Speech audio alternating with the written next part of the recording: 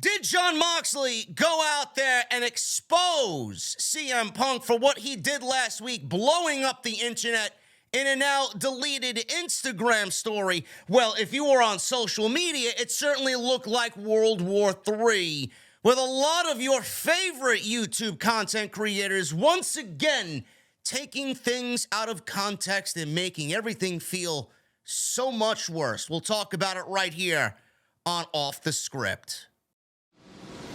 Why has Triple H been so successful?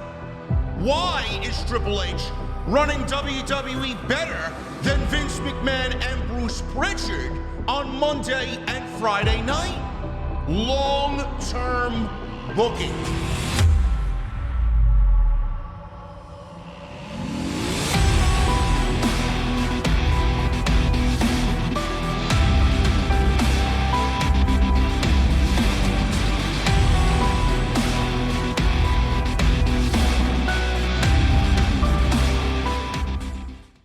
What is going on, guys? Thank you so very much for joining me right here on Off the Script. I got a little bit of extra for you.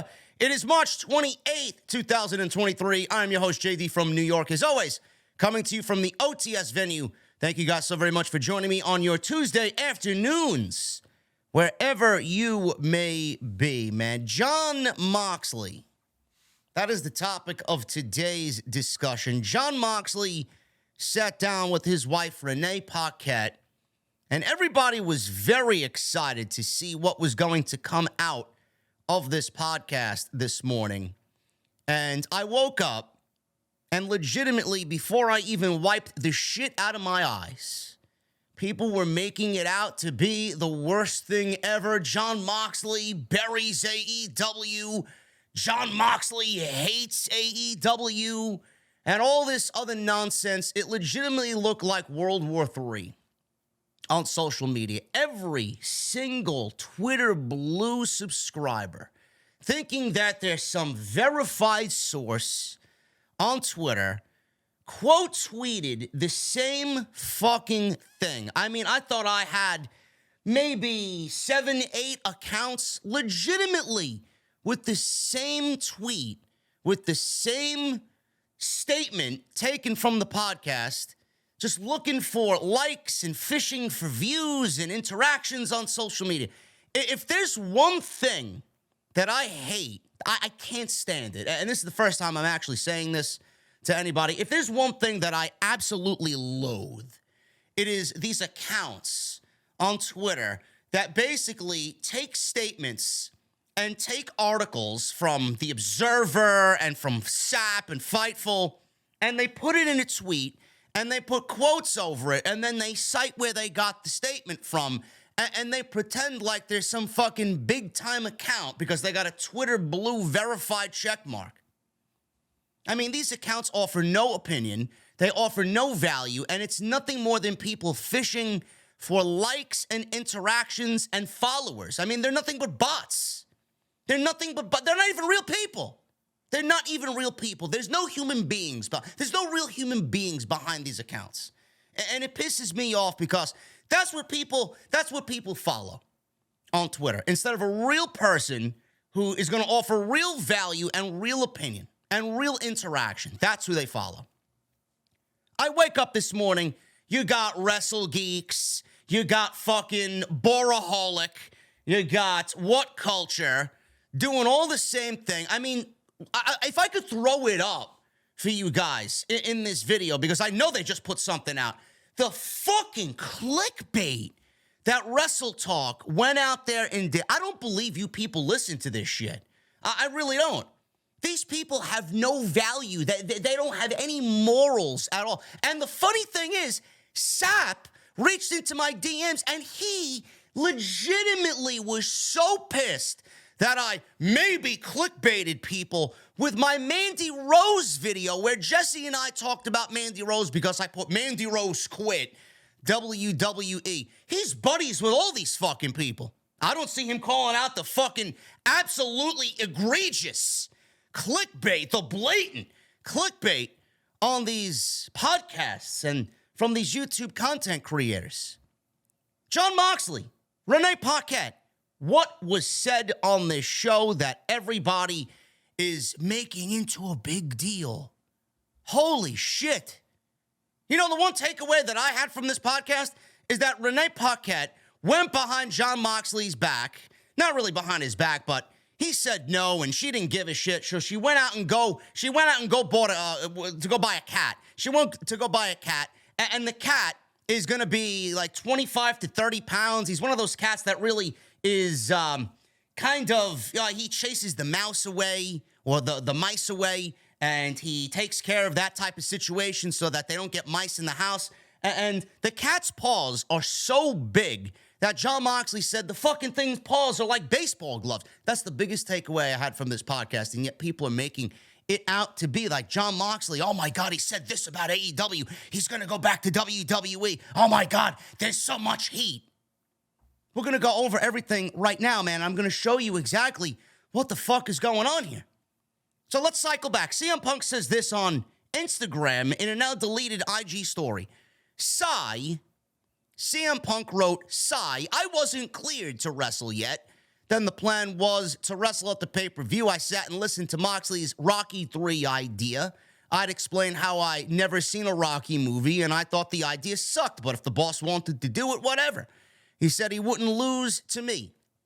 I'd never experienced someone refusing to lose to me, Punk went on to say. I just laughed. I asked Tony if this is what he wanted. He said yes.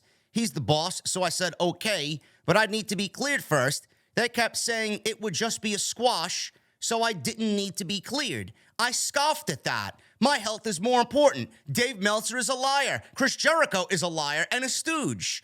There were plans, but plans always change, but I'll never put a company above my health ever again. So that's what Punk said.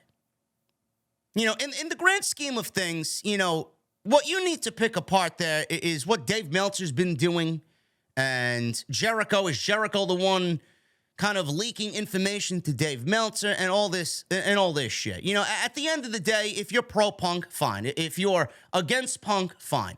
You know, but Punk, at the end of the day, Punk hasn't said anything. Punk has been very quiet. He hasn't been on social media ruffling any feathers outside of this situation.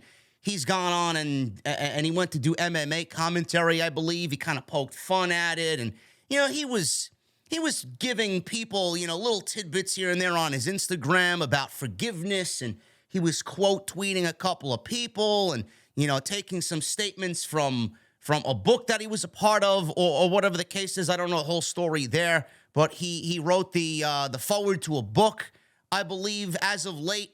And it was something about forgiveness and, you know, walking into a locker room and squashing the beef with whomever he has beef with. CM Punk has been, on the whole, very quiet about everything, okay? It's everybody else that wants to fuck it. Brian Alvarez and Dave Meltzer, and, you know, they've been going back and forth, and, you know, they're getting news from somebody, and they're leaking shit, or someone's giving them information, and they're putting it out on their paid subscription on The Observer. But then we get this Jon Moxley, Renee Paquette podcast, and everybody is looking to make this a lot worse than it really is. So, right in the first 10 minutes of this thing, I listened to it. I went to the supermarket early this morning. I put my fucking AirPods on. I walked around for about half an hour. I listened to the rest of the podcast in the car on the way home. So it was only an hour.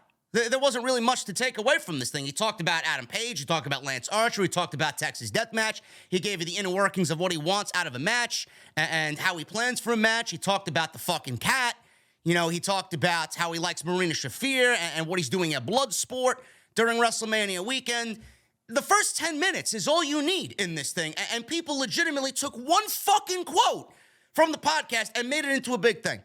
He says this right at the jump of the podcast. No, because nothing has unfolded. It's fucking annoying just because somebody said some stupid shit on social media. Like, that's not news, but it is, and it ends up being a thing. I don't want to get dragged into this dumb shit. I could fucking unload on a lot of fucking people right now. If I get started and dragged into this bullshit, it tempts me to do that. But I'm not going to fucking sink to that level. But I will say this. I'm just going to give you a little tidbit of information from my point of view. And if you guys remember what I said, CM Punk went and put on his Instagram story that he felt like, the idea sucked. The Rocky 3 idea sucked. I thought it sucked, but if the boss wanted me to do it, whatever. He said he wouldn't lose to me. So Jon Moxley is giving you an explanation on what CM Punk said about, well, he didn't want to lose to me. So we got this from Jon Moxley. He says, I'm going to give you a little bit of tidbit of information from my point of view. The entire summer last year, I was not under contract. No contract, completely a free agent. I was at SummerSlam weekend wrestling Desperado the day of SummerSlam. I fucking suplexed him on a bunch of aluminum cans and shit cut in half. It was fucking dope. I could have walked into SummerSlam that night with the AEW championship if I had been so inclined. Nobody knew that because I don't put my shit out there in the world and let everyone know every fucking thing about my business. I was not under contract. The reason being, if you're curious, is because I got to rehab and my contract was coming up. They extended it for the time that I missed. So Moxley was off TV. He entered himself into rehab because he wanted to take care of his problem. Health comes first, obviously. He wasn't on TV. This was all while he was still contracted to AEW, like what they usually do. They did the same thing with Kenny Omega. Kenny Omega was out for 8 months. The 8 months that he went to go rehabilitate and get surgery and take care of himself and put his health first, they added that time away while under contract, so they get what they pay for. They added that time away back onto his contract, so he's got to fulfill the 8 months. The same thing happened with Jon Moxley here. They extended it for the time that I missed. Cool. I'm glad that they did, actually, because I didn't want to feel like I owed them anything. So they extended it a little bit. So he explained that. It was coming up. They're talking to me about it. The last thing I wanted to do when I first got out of rehab, because all they were telling me is like, oh, basically, logic would tell you don't go back to wrestling because you're just going to fall into the same old habits again. So I wanted to just ease back into it and see what life was like on the other side. And the last thing I wanted to do was just hurry up and sign a big long-term commitment, because what if I should start to go off the rails again? So Moxley put himself first in that situation, which is completely understandable. So you can't really fault him for that at all. He took himself first. He made himself a priority over the company, which should be everybody in this case. Pretty quickly, I was like, man, actually being selfish is awesome. This is fantastic. I'm having so much fun. Being sober is so much fun. I was working with my friends, the Blackpool Combat Club, me, Claudio, Brian, Regal. This is great. They're talking to me about signing a new deal. And I was like, if everything just stays exactly the way it is right now, I'll be here forever.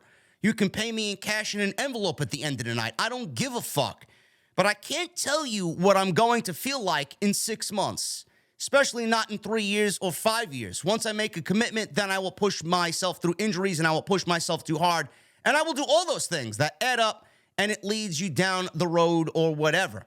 So I was not in a hurry to make any kind of grand commitments at first. That being said, during this time period, the night in fucking what's this dick is talking about, or what's his dick? He calls CM Punk what's his dick. He don't even mention CM Punk by name. He don't call him Phil. He don't call him by his in-ring name. What's his dick is what he refers to CM Punk as.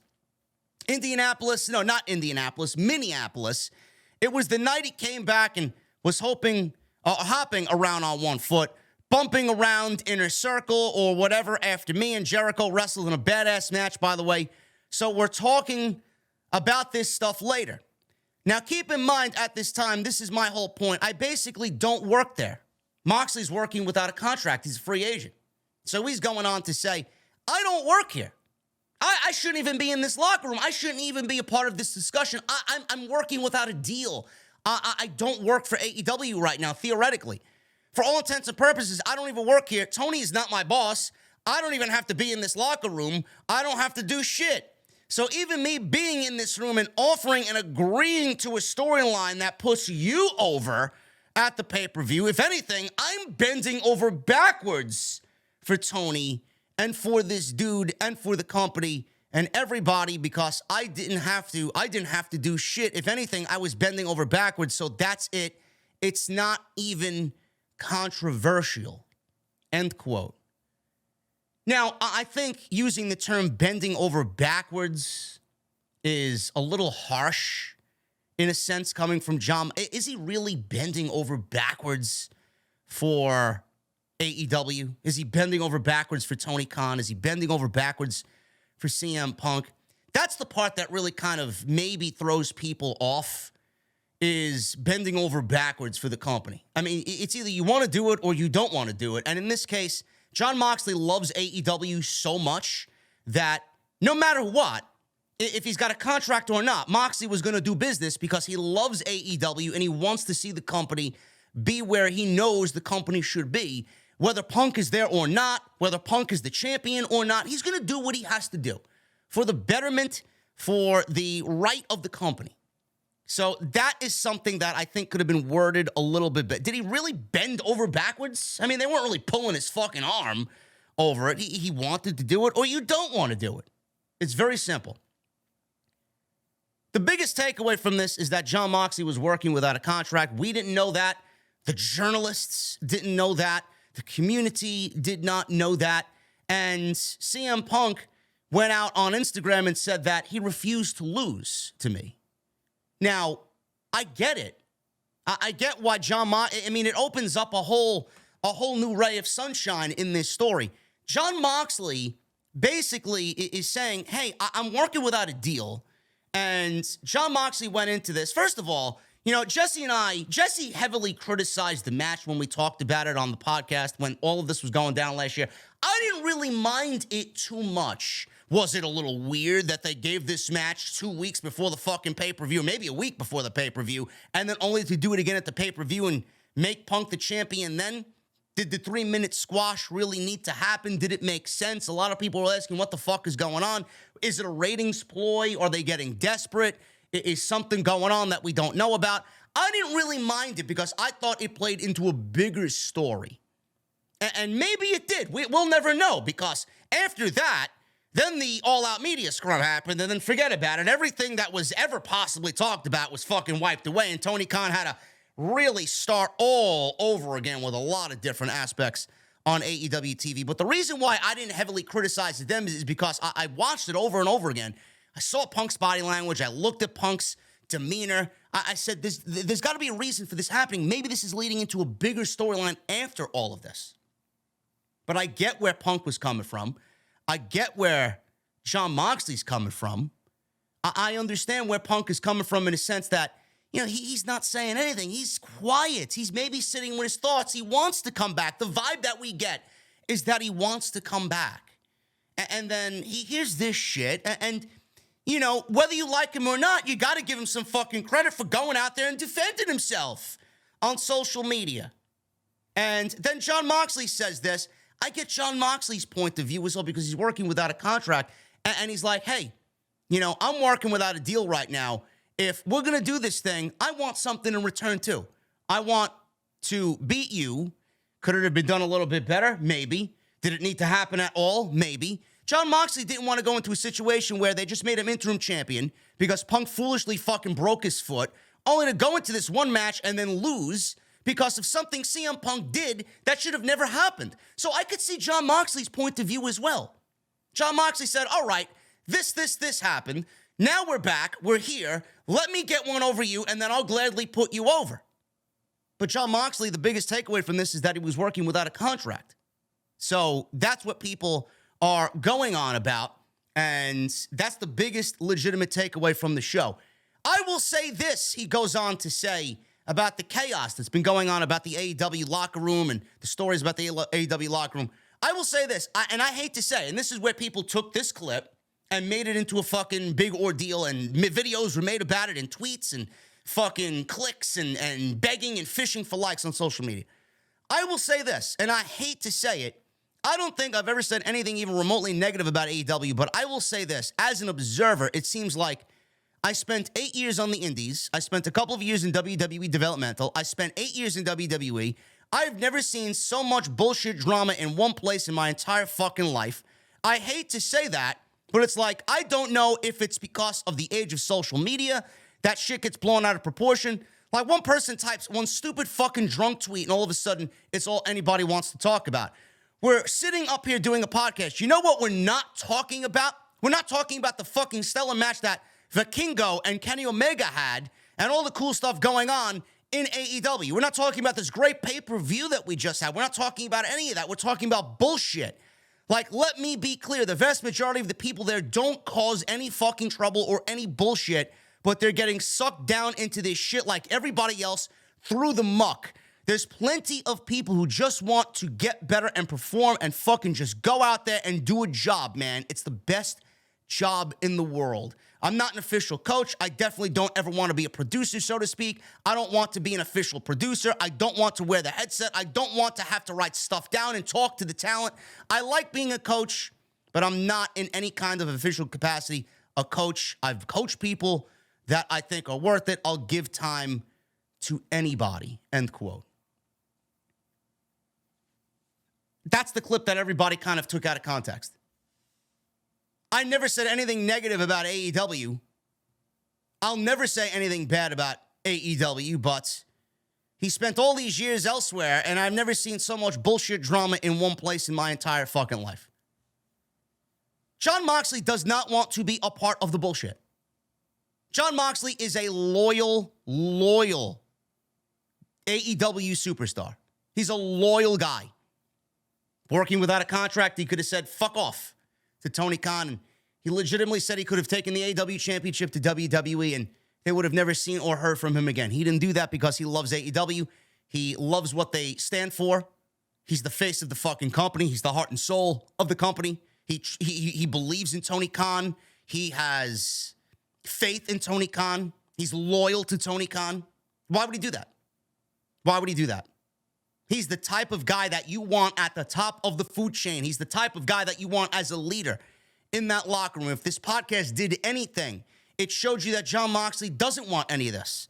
It's not, oh my God, AEW, chaos in the locker room, Moxley causing problems, and all this other shit that you're going to hear today. Jon Moxley does not want any of it. Jon Moxley wants to be there to help the younger talent, and Jon Moxley wants to go out there and fucking do his job and go home. He's happy with his life. There's nothing to complain about, he said on the show. What is there to fucking complain about? What?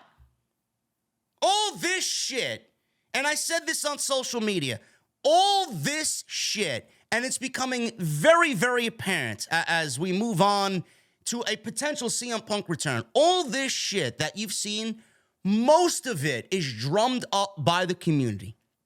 Most of it is drummed up on Twitter. You get fucking people taking clips from the podcast out of context. Things blow up. They turn into stories and blah, blah, blah. All this nonsense. And it's just a vicious, vicious cycle. Nobody really knows what's going on. Nobody knows the inner workings of what's going on. Everybody has their opinion about the CM Punk brawl out, Jon Moxley situation, CM Punk IG story, this and that. At the end of the day, I don't think anybody wants any fucking problems. I really don't. CM Punk, what CM Punk did at All Out was not very professional. And listen, CM Punk was wrong in the way that he handled things. Is CM Punk completely to blame for this? No. CM Punk is not completely to blame for this. Everybody's to blame. He got his door kicked in. How true all that story was, I don't know. Larry got his fucking tooth knocked out. How true that story is, I don't know. But Punk not being medically cleared, I don't know if Punk is really divulging the truth. I can't, like I said this on Sunday, I can't see CM Punk working without a fucking medical clearance from AEW. I mean, is Tony Khan that stupid? Are they really that stupid? What if he was hurt, went into that match to do what they asked, and got hurt again? You thought there'd be legal issues from the All Out situation. He already sent them a legal letter because he didn't want to put over Jon Moxley in that 3-minute match. Yeah, I'm not doing this shit. Imagine if he got hurt. I can't see Tony Khan allowing a $5 million plus investment going out there injured to potentially get injured again. So Punk didn't want to work without being medically cleared. I can't see Tony Khan allowing him to do that. I can't see that. but I don't blame CM Punk for also defending himself either, when for the most part, he's been quiet since the Brawl Out situation. CM Punk and everything that happened with CM Punk, I've said this and I constantly go back to it. All of it could have been diffused. Every single bit of it could have been diffused. And I blame Tony Khan for it. His poor PR skills, his poor management skills, his poor leadership skills. A lot of this could have been diffused. The promo that started all of this off was the Hangman and Punk promo where they indirectly referenced Colt Cabana. That got him pissed off. That got CM Punk pissed off. Should have been fucking deaded right there. Someone went off the script to say something, no pun intended. Someone went off script to say something there colorful. Should have been deaded right there. They let it sit, they let it fester, and then Punk shows up on TV, breaks his foot, he's out. Page cut another promo. Punk heard the promo, comes back, and he wasn't even in a fucking feud with Adam Page at that point. He was feuding with Jon Moxley, comes back and immediately references the promo that Adam Page cut when he indirectly referenced Colt Cabana, and he sent Page a receipt for that time away. And again, nothing was done there. Nothing was done. Nothing was said to either guy. Poor leadership skills by Tony Khan.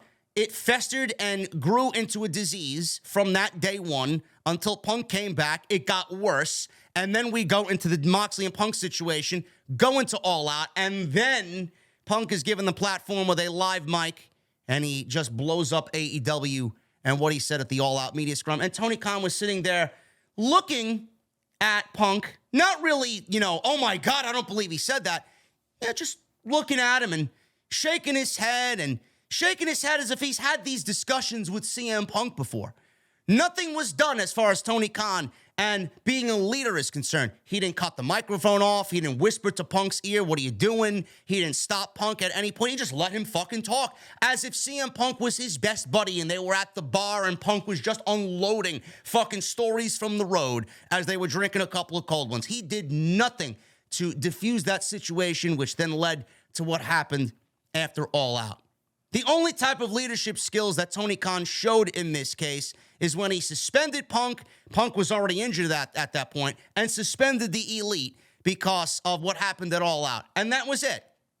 Then Moxley cut that very emphatic promo, that leadership promo. Then we hear the stories about Moxley, Bryan, and Jericho leading the locker room. Things are calming down. Things are getting better. AEW has gotten progressively better. We haven't heard any stories from the locker room of any chaos or any fights or any heat. The only heat that we get now is from CM Punk because he went on social media and defended himself from what was being said about him from Meltzer and from Alvarez and from Jericho, and he feels Jericho was feeding Meltzer all this information, so he comes out and defends himself. Is Punk right? I don't blame him for defending himself. Was Punk wrong? Sure he was, back in August, back in September. But the only thing we should really be concerned about is Tony Khan and CM Punk talking and what we are going to do. Now there's another story from Wade Keller. I didn't even get into that. I'm not even going to get into it today, but there's another story from Wade Keller saying that nobody in the there's a good 1/3 of the locker room, or at least 1/2 of the locker room, that doesn't want Punk back. It's stories like that that are going to cause more drama, because who does Wade Keller know? How true is it? Why is something like that being said after things have already calmed down? The only thing we should need to be concerned with is Tony Khan and CM Punk talking about what is going to happen with CM Punk. Is Tony Khan going to let him go? Is Tony Khan going to buy out his contract and give him the no non-compete clause that he desired? Is CM Punk going to come back? Are they going to welcome him back to the locker room? If they do welcome him back to the locker room and they don't want him there, what's the vibe going to be? Are they going to be able to put differences aside and make money and work with each other? They don't have to be friends, but business is business. Do you love AEW? Do you believe in AEW? Work for the betterment and the right of the company. Make money from it. Nobody's saying you got to fucking be buddy-buddy and share dinners together and look at pictures of your kids together and all this other shit. Work as adults. Squash the shit. That's the only thing we should be concerned about. Who's going to want to work with Punk if half the fucking locker room doesn't want him? Moxley can't stand him, supposedly. Jericho won't work with him. Page don't like him. The Elite don't like him. Omega doesn't like him. All these stories, who's he going to work with? MJF doesn't like him. Who is he going to work with? Who is he going to work with? All of this is just, it's enough to make you fucking pull your hair out. But this situation with the Jon Moxley Renee podcast, people blew it up as, oh my God, 8 years on the indies, couple years in WWE Developmental, 8 years in WWE. I've never seen so much bullshit drama in my, they made it into something that it is not. And I really urge you guys to be careful of who you see on YouTube and who you see on social media. This is not a WWE versus AEW thing. If this happened in WWE, I wouldn't be blasting WWE for it. I would not. This is not a WWE versus AEW thing. This is what's right and what's wrong and what a human being does to make a mistake, what he does to fix that mistake. Everybody makes mistakes. Let bygones be bygones and work and be a human. Shit happens. I said this on Sunday. Human beings need to sit down and discuss this shit and work it out and hash it out. If they love AEW, then they will work through it. If they don't want to work through it, then they don't care about the company and they only give a shit about themselves. And that's not the type of guy that you want to be. You got a lot of people in that company that care about what the fuck happens there. If you don't want to be there, then don't be there. But if you want to be there, then you need to do business and you need to work with the people that are already there because that's just the way it needs to be. But seriously, guys, you need to watch out from who you follow on Twitter, from who you listen to on YouTube. You're going to see a lot of clickbait. You're going to see a lot of people fishing for likes and fishing for views and blowing shit out of proportion. You know, you can blame the Meltzers and the Alvarezes and the journalists and all this other shit. Tony Khan has a lot of blame on this because of his poor leadership skills, but what I'm realizing more and more is that the people in the fucking community are also a major part of the blame because these accounts and these YouTube content creators like Wrestle Talk and Wrestle Talk and What Culture and Cultaholic and all these other fucking people, they just pour gas on top of the fire and makes things a lot worse. Don't fall for their clickbait. All you need to do is listen to the fucking podcast and realize that whatever Jon Moxley said comes from the heart. Jon Moxley is loyal to AEW. Jon Moxley doesn't want to be part of the bullshit. Jon Moxley does not want any of this. He wants to go and do his job. There's nothing to complain about, according to Jon Moxley. That's all he wants. He's very happy with his fucking cat, with the baseball glove mitts, and his wife. I mean, at one point, they were talking about Renee's quads and how great John's legs look on the pod. I mean, this is what you've deciphered from the podcast? I don't believe you fucking people. It is so disgusting. The community is so disgusting.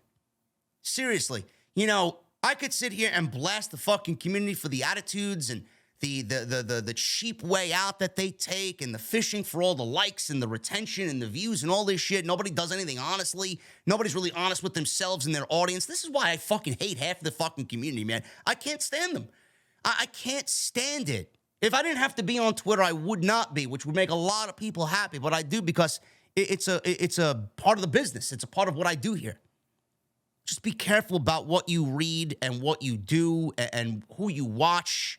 All you needed to do was listen to the 1 hour podcast. I mean, go to the gym, listen to the podcast. Go to the supermarket like I did. Walk the fucking aisles, shopping for food with your headphones on, listening to the podcast. Go out and wash the car, listen to the podcast. Go do fucking gardening in the backyard.